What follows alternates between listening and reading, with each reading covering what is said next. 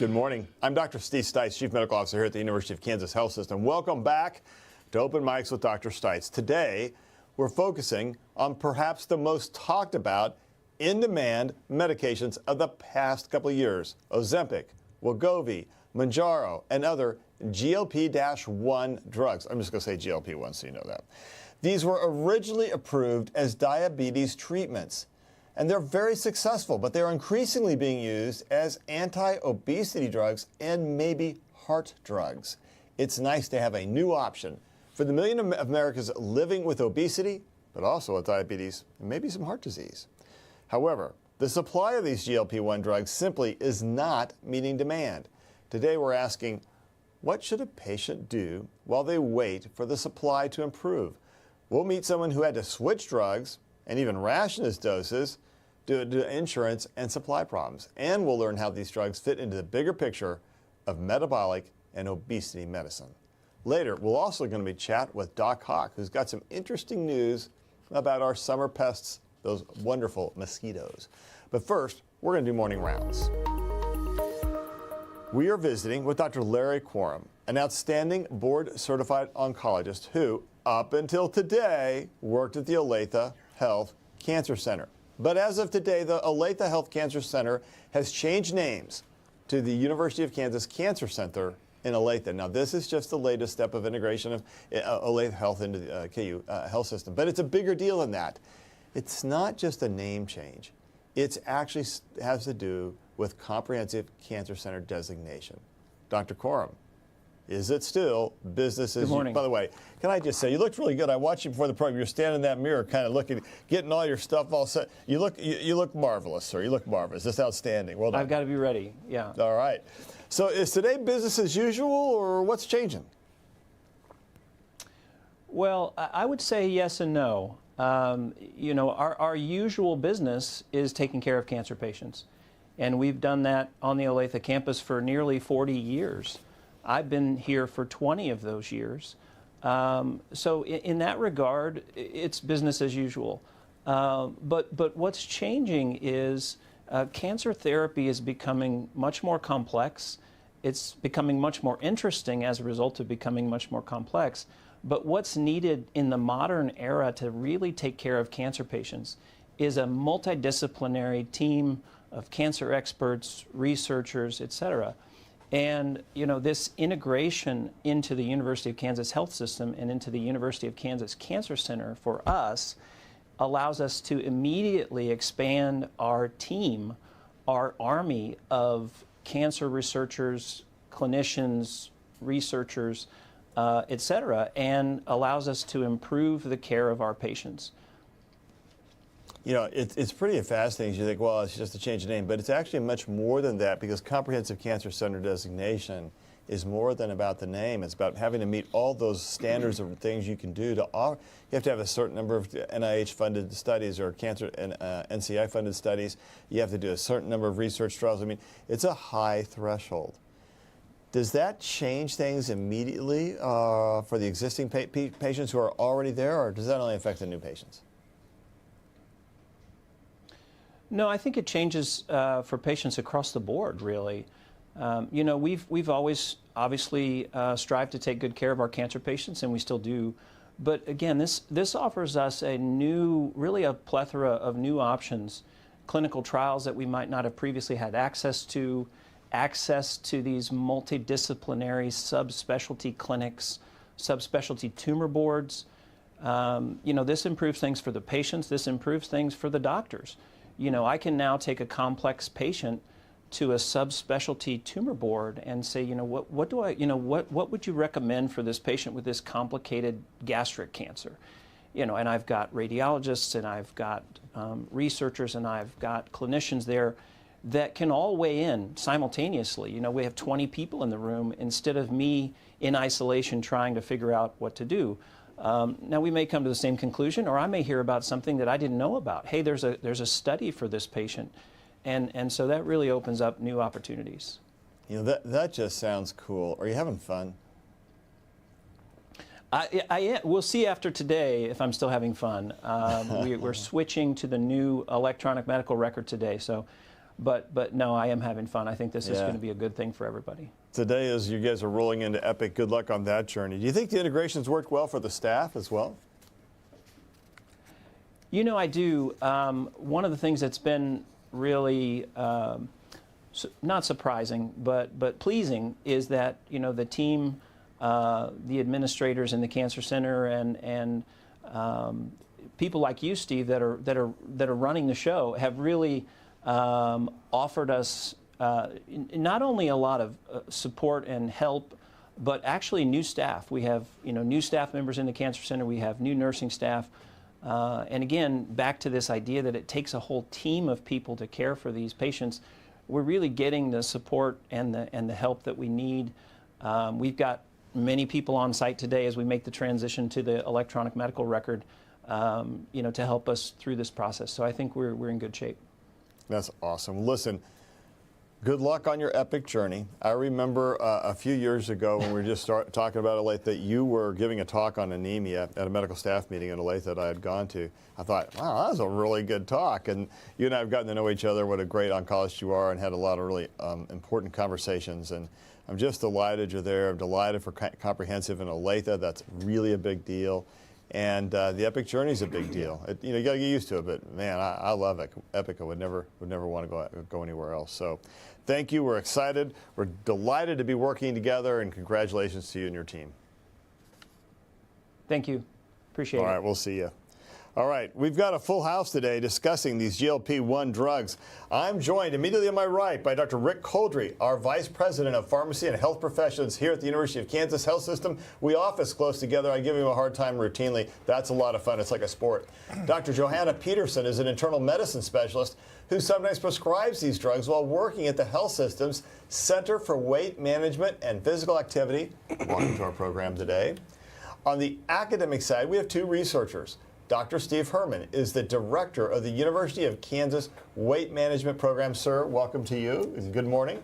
And okay, here we go. It's right in my script. Dr. John Tifo leads Casey Moore, the Kansas City Center, or the University of Kansas Center for Metabolism and Obesity and Research. Welcome back to our program. You've been here before, mostly on Zoom, as we were talking about earlier. Joining us remotely is Cliff Irwin. Now, you don't know Cliff, but you know Cliff because he's part of our studio team here at KU. He works behind the scenes here in the Dolph C. Simons Jr. Family Broadcast Studio, but he's here today to share a patient's perspective. Cliff, we're going to hear about your story in just a second. First, let's establish what these drugs are and how they work. Dr. Peterson, talk to us a little bit about these medicines and how you describe them when you're talking with patients. Absolutely, thank you. Obesity was formally classified as a disease by the American Medical Association about 10 years ago. Which was a big deal. Yes, a really big deal. Yeah. You know, changes the way that we think about it and the way that a lot of people view obesity. It's not a lack of willpower, not a lack of effort. It's a disease that we can effectively treat just like we do hypertension, diabetes, and, you know, the other things that we see in clinical medicine. The GLP-1 class of medications have really been a game changer in the treatment for obesity. And what they do is they mimic our GLP-1 hormone that we have, and they do it even a little bit more effectively than our own GLP-1 hormone. So when I'm talking to patients about this medication, I talk about how the medicine works and, you know, how it will support them in their weight loss journey, and then side effects. And so GLP-1 is a hormone that is made in our intestine, and it affects, you know, various different systems in our body, but specifically related to obesity and weight loss. Where it's really impactful is how it affects our brain and how it affects the hunger signals and neural pathways in our brain that regulate appetite, that regulate satiety.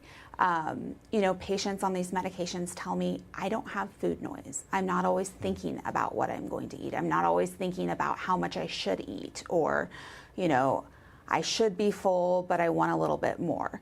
This medication makes it easier if someone's eating their favorite meal to box half of it up and take it home. And that's the experience that most people have on these with these medications.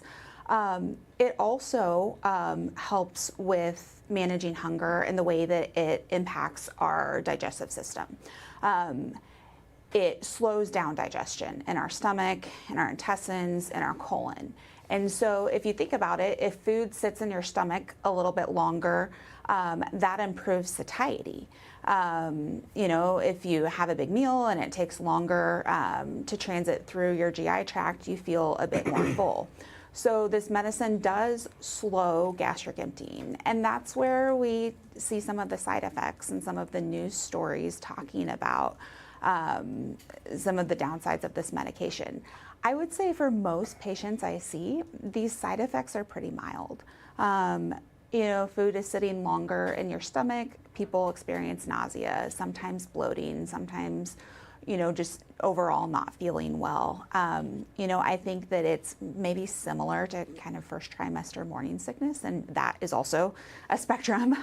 For some people that's very severe, but just kind of like not feeling super great. And for most people that lasts a day or so. And then, they kind of get back to feeling more normal. Another thing that we really, talk about and, preemptively come up with a plan for is if someone has constipation. That's something that we see too. If it slows down food moving through your stomach, it can also slow down, stools and moving through your colon. So, those side effects are things that not certainly everyone has, and if they do, they're typically mild, but there are strategies that we can use to manage those. Overall, these medications are really great because we can use them in patients that are very medically complex. They're safe to use in patients that have advanced liver disease, advanced heart disease, or on dialysis. They don't have interactions with most commonly prescribed medications. Yeah. So it sounds like they're really effective. And just a note, I'm old enough to have been around when we used fen-phen and thought, oh, this helps people lose weight, and it helped promote heart disease and other problems with pulmonary hypertension and heart valvular disease. These drugs actually have a good effect for the heart. Absolutely. Talk a little bit about that. Yeah, so, very exciting. November of last year, the results of the SELECT trial were released. And what this study looked at is patients who have obesity but do not have diabetes, but have pre-existing cardiovascular diseases. So patients that have had a stroke, that have had a heart attack in the past, or that have peripheral vascular disease, maybe have had amputations due to poor blood flow. And what this study found is that there was a 20% risk or 20% decrease in major cardiovascular events such as cardiovascular death, heart attacks, and strokes. That's a really big deal. So there is, however, a major supply problem. Rick Coldry directs our pharmacy. So Rick, that's your fault, and I'm going to blame you for it. But talk to us about why that's true. Why is there such a big supply problem? What's going on with that? And when is it gonna get solved? Fortunately, Steve, when I come on the show, we have complicated topics, but this is a pretty easy one to understand. Demand outpaces supply. Yeah. That is really the cornerstone of what we're behind. We have over 1,000 patients waiting on backorder medications right now. And I know we're going to have someone share their story here in a little bit about what the impacts that are, but it's a big problem. And people have got to be trying to ramp up the manufacturing of these drugs. Mm-hmm. That's a complicated process. The FDA closely regulates manufacturing facilities. You can't just say, well, I'm going to open up a new plant, but there's a lot of steps around that. When do you think that the supply problem might ease? Well, all the manufacturers are ramping up product. As we know, they are incentivized by selling more drugs, so they're not waiting on it. There's two things that are happening. The demand is going up. The FDA is approving more indications for these drugs, so that expands more people that can get the medications, and then that also increases demand. So that's really what the effect is. They're trying to catch up. They just can't get there. There's some hope as more products enter the market because there's different. We listed off some of them at the beginning of the show, different drugs in this class, but it's going to be a while. There's a lot, and I'm sure one of our other colleagues today has better information than me, but there's a lot of patients out there who could benefit through these drugs that are not even being seen yet. Yeah, I think that's exactly right. But let's hear from Cliff. Cliff, you've been seeing providers at the health system's weight management program. When did you first start taking one of the GLP-1 drugs? What was your experience like? So I started taking the GLP-1 drugs back in the spring of 2022.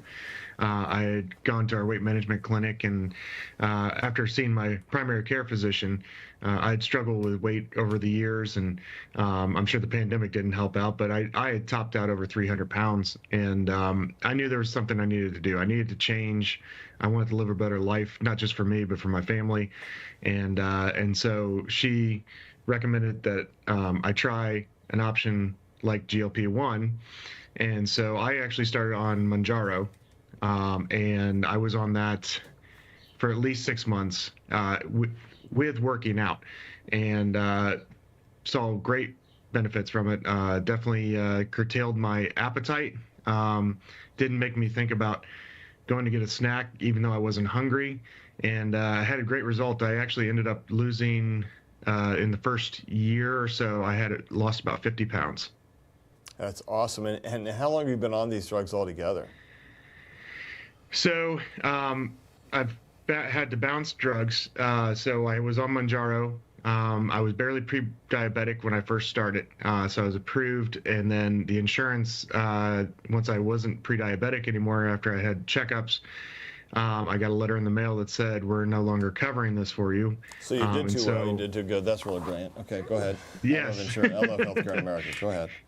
Exactly. And then so luckily I was able to get Wegovy, and so I started on Wegovy, and there I kind of plateaued a little bit. I had a little bit of a space between the two, but I continued to work out and try to change my habits, because that was the mindset too. Working with my physician at the weight management clinic and my registered dietitian, was curtailing not only my hunger but choosing the right foods and the right portion sizes. So that it all factored into that.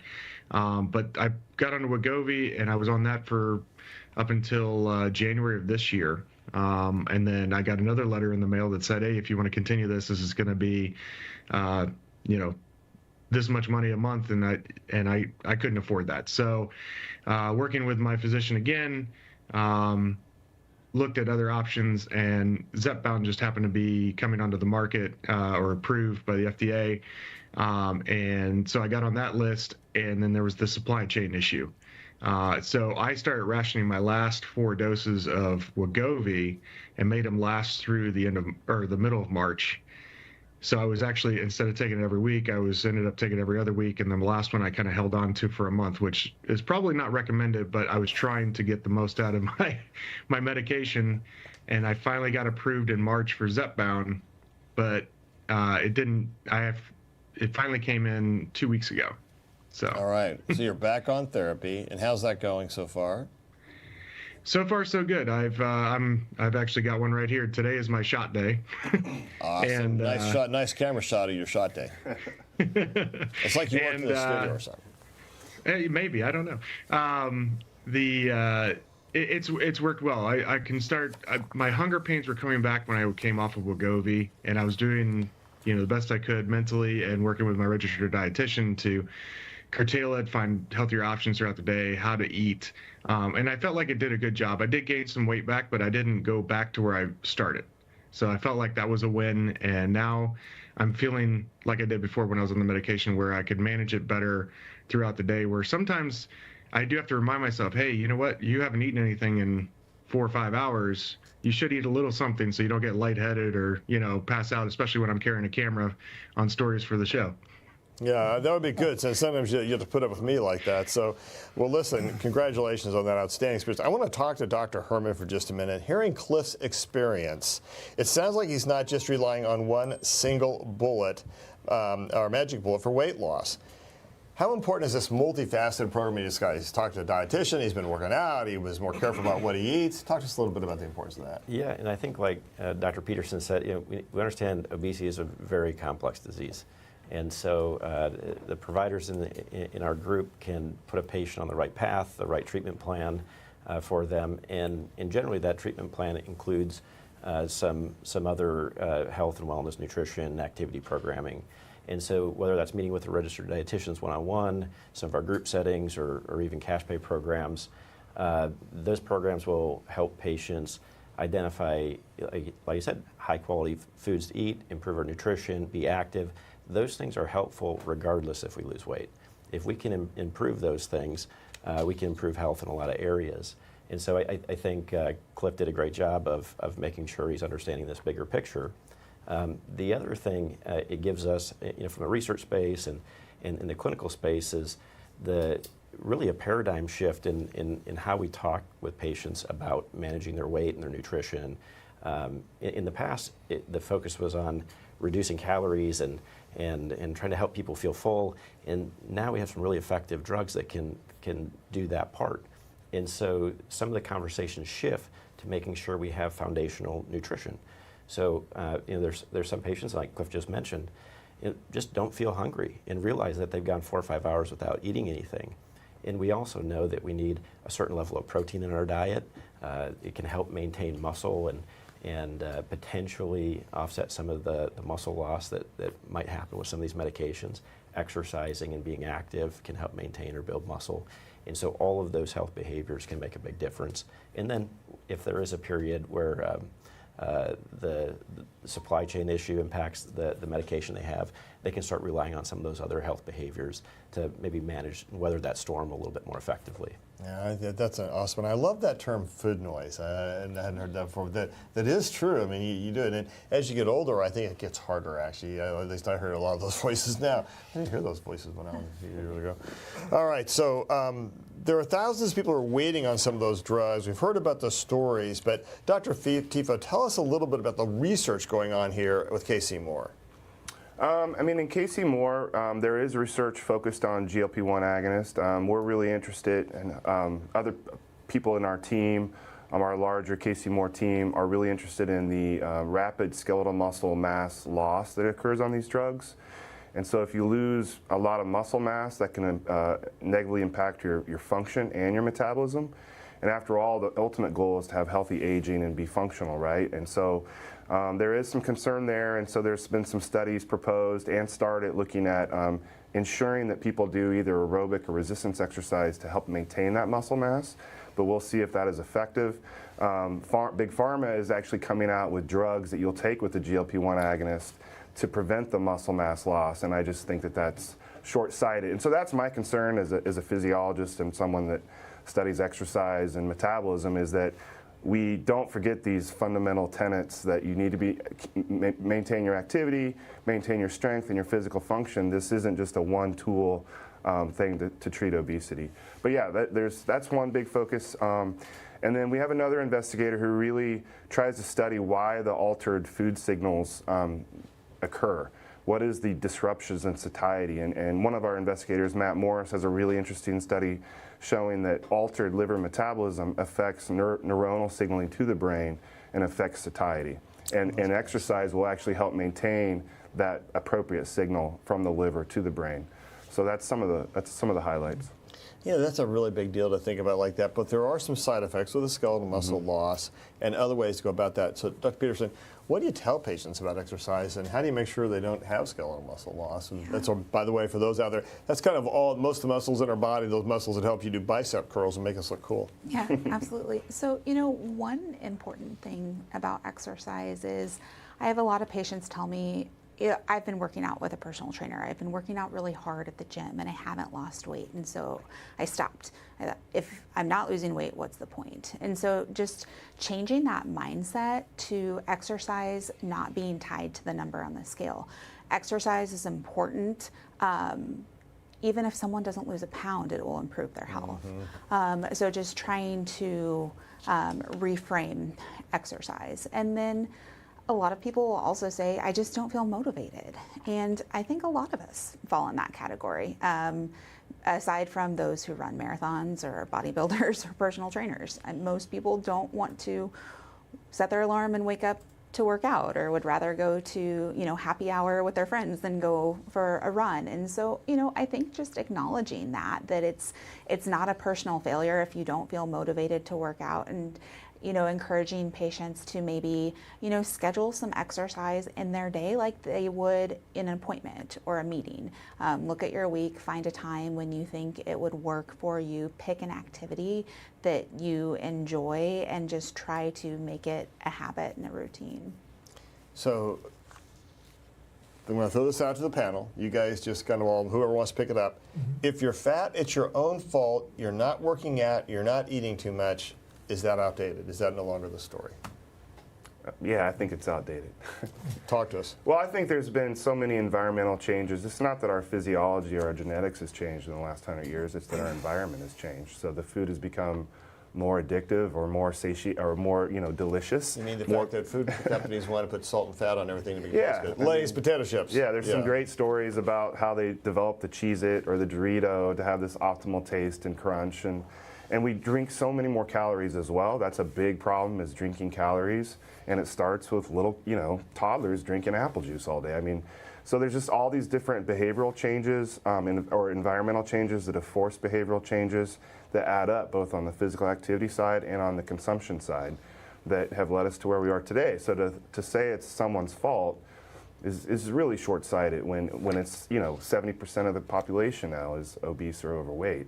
That suggests right there it's something with the environment that has changed. Yeah. So what does happen as we get older? Is our weight supposed to change, or are we supposed to look just as thin and cool as we did when we were younger? Well, as we age, our metabolism changes, and one of the things that we mentioned earlier is that if we can maintain our muscle, or maybe early in life, if we can increase some of our muscle mass, and as we lose weight, maintain it, we're going to age more with greater amount of function, and that can help maintain our metabolism. So we know that exercise and continued exercise can actually help us maintain our weight loss. So doing it to lose weight initially can be challenging sometimes, but doing it with the purpose of fulfillment and enjoyment and long-term health benefits is really the way to reframe that. Yeah, my wife tells me if I am not exercising, I'm a bad person. So 5 days a week, I have to be upstairs doing some kind of workout or going to the gym or taking a walk, do whatever, because otherwise I'm not as good a person. All right. So this has been a great discussion. We're going to be here to answer your questions. Send them in using the links on your screen to YouTube, Facebook, Twitter, or email the Medical News Network. Let's check with Dr. Dana Hawkinson for a little Hawk Talk. Hawkeye, what's going on? No more COVID count. No more COVID count, but there's plenty of things Dude, out look there. at that. The wings up there on your little thing, they move. That's pretty cool. I've not noticed that one before. We have awesome production staff, Yeah, what that's can I pretty good. say? All right. The people that really run the show are awesome. All right, so we've had so much rain recently. A lot of people are talking about their lawn, their sump pump, or whatever, or the flood in my basement this week. But as an ID doc, you're thinking about mosquitoes. Yeah, I mean, I think we go from respiratory viral season really to tick season. So tick season also includes mosquitoes, and that typically runs April through October. Obviously, with the warmer climate now, it can go longer, and especially without those deep freezes during the winter, earlier can be more devastating than it has been in the past, as well as far as the populations of ticks and mosquitoes. But just as you said, with the rain, I think it is important to understand that with more rain, there'll be more areas for the mosquitoes to breed, especially if you have freestanding water on your property. Please try to empty that out if there's buckets or anything. That will help decrease the overall mosquito population. So unfortunately, we are talking really about West Nile virus. We know West Nile virus since 2022, Kansas Department of Health and Environment has been issuing warnings for high risk for West Nile virus, the disease itself, and we know that the cases have been increased the last couple of years as well. So it's very important to understand about that and protect yourself from not only the mosquitoes, but the same things you're doing for mosquitoes will protect yourself from ticks. Ticks are going to be around, especially if you're out working in the environment.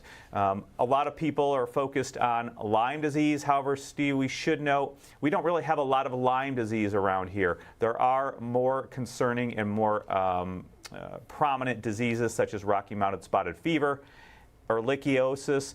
There are viruses like Heartland virus and Bourbon virus as well. Those things are more prominent than Lyme disease, but they are all transferred by ticks. So.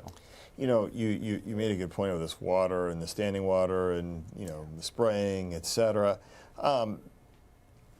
But talk to us about what does it mean to get West Nile virus? You mentioned that. What does that present as? Yeah, so if you remember, West Nile virus came to the United States in 1999. It arrived in New York, I think from a flight from Israel. It quickly spread across the nation, so it's been here for quite a few years.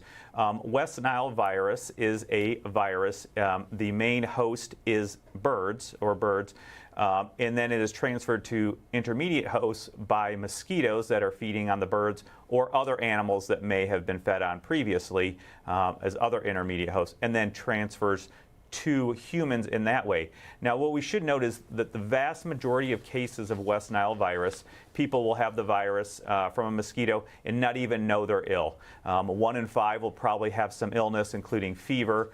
And then, of course, 1 in 1,000 or so will have severe disease, including disease that affects their central nervous system or their brain. But the vast majority of people are not even going to know they have infection or disease. That is only if they develop symptoms. So the numbers that are counted that you will see from KDHE or on the CDC, that is a selection bias because we're probably only counting those people that have presented for evaluation and testing, where the vast majority of people will never even go to get tested.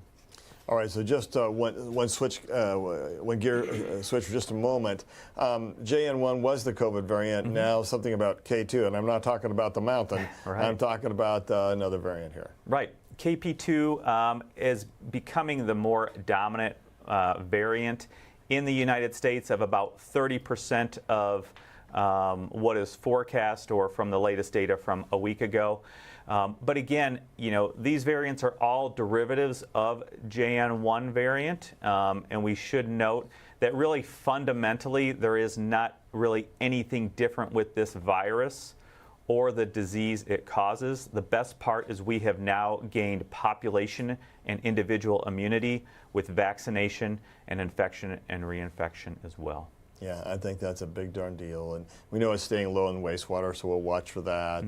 And even though we're not saying we have a COVID count anymore, we're actually not counting them, but we're not feeling any real surge. So I think we're okay. Yeah, we'll see if we can get some of those numbers at some point. But again, we have those other resources going to kind of more important things going on here at the health system. All right. Thanks, Doc Cock. I would say just one more thing to Please. continue on our first point. It is important when you go out, wear long sleeves, do tick checks, and of course, wear your insect repellent. Those will help protect you from mosquitoes and ticks as well. All right. Excellent advice. And I've been trying to learn to play golf, and I'm not very good, so I really need the spray because I kind of end up in the woods a little bit. Yeah. I'll get you a big bucket of it. Yeah, thank you. All right. We know many of you have questions. Let's head to Studio B with Alexis. We have so many questions coming in about this topic. Jean writes, what kind of money are we talking about for these drugs without insurance? And are there any options to defray the cost? So when you say it's expensive without insurance, how expensive? All right, he's going to talk about that one. $1,000 to $2,000 a month, right? I'm going to say that's what you're exactly right. It's about $1,000 to $2,000 a month cash out of pocket. Most of the drugs have a copay card from an insurance company. They'll pay around $200 or so you can lower the cost a bit. And pretty much, again, drug companies are incentivized to get more people on their drugs, so pretty much everybody is eligible for these cards. But because they want you on the drug, and then they stop the copay cards, and then you're stuck on the drug, and it works. You think, I got to stay on the drug somehow. Yeah, the copay cards are going to last for a few years, though. I wouldn't worry about that just yet. But you're correct. So that is a lot of money, and unfortunately, that also is American healthcare. Another discussion we can have sometime, Alexis, on this program is how do drug companies establish the cost of a drug? All right. Kristen Markway Shaw has a question about compounding pharmacy. She asks, given the shortages of these medications, what's the recommendation on using compounding pharmacies to get generic versions of these GLP-1 drugs? You can get a generic version. It's not necessarily the same drug, Rick. I would be extremely cautious. I think even saying that it's a generic version of the same product is incorrect. That is not right. And I just don't know that you can guarantee what those products are or how they're going to work. So I would be very, very cautious. Personally, wouldn't do it myself. That's why I'm seeing a lot of head shaking no. Dr. Peterson? We don't recommend that patients use compounding medications. We don't prescribe them. You know, I understand why people do with the cost of these medications, with how impactful they can be in treating obesity. But, you know, this is something that you inject into your body. It's a peptide protein hormone. It's not like some medications that you get at a compounding pharmacy where you're crushing up pills that are from a drug company and making, you know, 2 pills into one. And so I think that the risks and not knowing what you're using and not having that assurance is dangerous. It's a little, and I saw you shaking your head too, Dr. Chifa. Oh yeah, and it can't be that much cheaper. I mean, they're going to want to make a profit as well, the compounding pharmacies. Yeah. So It's a little challenging. One of my patients is doing this, and I'm like, you know, I'm practicing cystic fibrosis. We've been compounding drugs for years because there weren't many drugs for CF, so we're very familiar with the process and how it happens. There's usually a few small studies out there that at least tried it with some group of patients, but when you start compounding things that no one else is doing, you just got to be really careful of that, because essentially you're not taking a drug that's been studied, and you're responsible for all the side effects of that. April Collins has a message for Cliff. Cliff, April writes, "Congratulations, Cliff, way to go."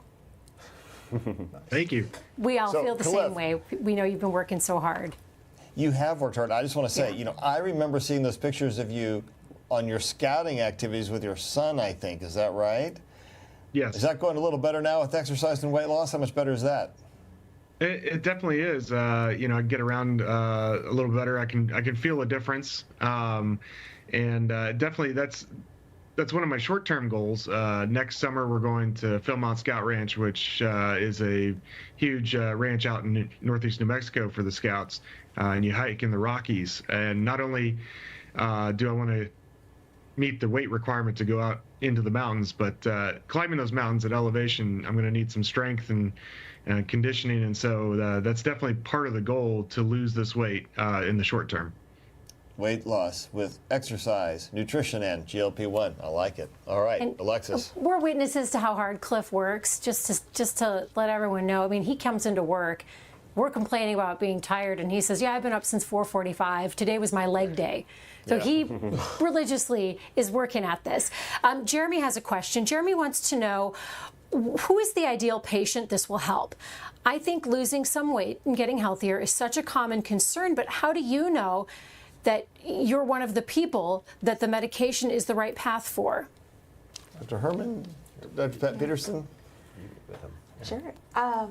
You know, so these medications are approved for anyone who has a BMI greater than 30 or a BMI of 27 with a medical comorbidity such as hypertension, diabetes, prediabetes, cholesterol issues. And so, you know, patients with obesity are candidates for this medication. You know, if someone is interested and meets those requirements combined with physical activity and nutrition, I think that they would certainly be a candidate. We have some patients who want to engage in some nutritional changes, exercise program to see where they land before starting a medication in the GLP-1 class, and that's fine too. All right. Aaron has a question. Aaron writes, I use an injectable once a week for diabetes. I'm off of insulin for more than 2 years now. Hodgkin's lymphoma survivor too. So his question is, does having a history of blood cancer affect absorption of these medications? Oh, that's a big question. Just a little more detail there. That's a big question. We're looking around the table. I don't know why I would, because it's your injectable. I So I think think it's an injectable. I think you're going to peptide. absorb it. So exactly. I think that's right. And your liver works, so you're not as worried about how it's being metabolized. So, I mean, I think most of the injectables, we don't get too nervous about things like that unless you've got some sort of a skin condition, et cetera. And even then, the key is to get it below the dermis, and then you can get things injected pretty well. Marie has a question. Marie wants to know, does the drug make you, this is for Cliff, does the drug make you feel sick if you eat really fatty foods? And then what would happen if you pushed past your feeling of fullness? Great questions. I haven't felt anything with fatty foods. I still eat some from time to time. Especially on campouts, you kind of can't avoid it sometimes.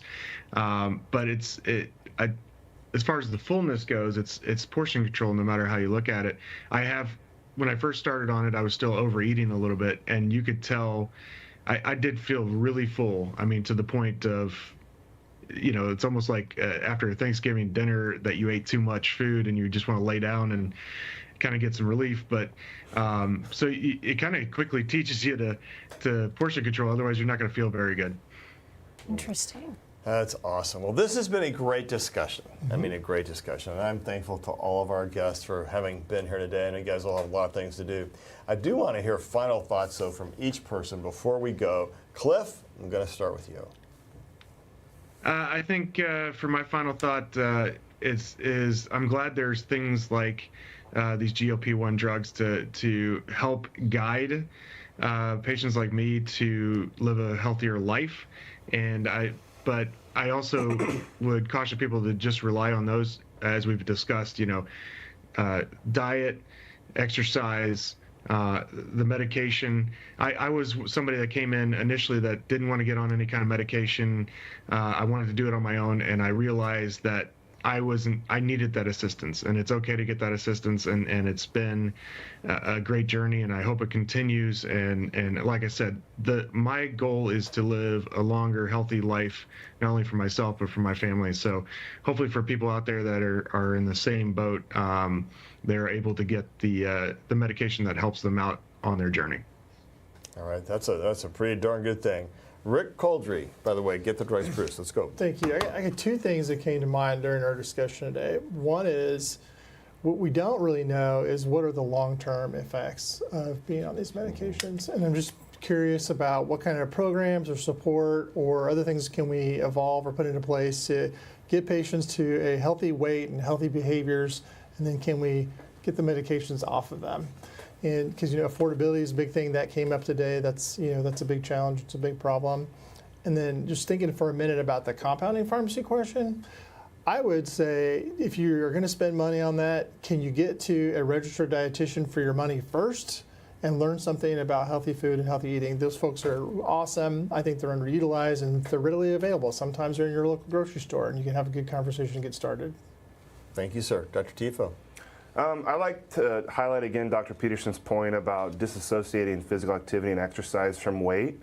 That exercise is really critical for your mental health. It actually helps with your energy balance and your energy intake regulation, but it also is optimally needed for healthy aging and physical function. And the second thing I'd like to put out there is, what is a healthy weight? If someone's gotten up to 300, 350 pounds, should we be trying to get them down to 180, or should we just be trying to get some level of weight loss and then maintain that weight for the rest of their life with healthier habits on top of it, and their cardiovascular risk and everything else is going to go down? Because there is a lot of weight yo-yoing that can occur, and I worry about people setting, my own family, my mom used to do this. The goal was always way too low, and then she would rebound back. And so that's the second thing I'd like to put out there. Yeah, really important to think about those things as you go along that part of the journey. Dr. Herman. Yeah, I think a couple things. Like Cliff said, it's not easy. It's not easy to get started. I think across the country there's millions of people that are looking for help. They've been trying things and haven't seen the results that they hope for. These medications do give some hope to patients, but we also want to reinforce that if that's something that can get them started and get some momentum, that they can have a team around them, physician and nurses and registered dietitians or health educators or personal trainers, but other people that they can surround themselves with to really leverage the best of those medications into other healthy habits. And so if you're looking for programs and trying to find a place where you can get a medication like this, make sure that program has some of that added support. Yeah, well said. All right, Dr. Peterson. Yeah, I want to echo what Cliff and Dr. Herman discussed. Obesity is a medical disease like other medical diseases that we treat.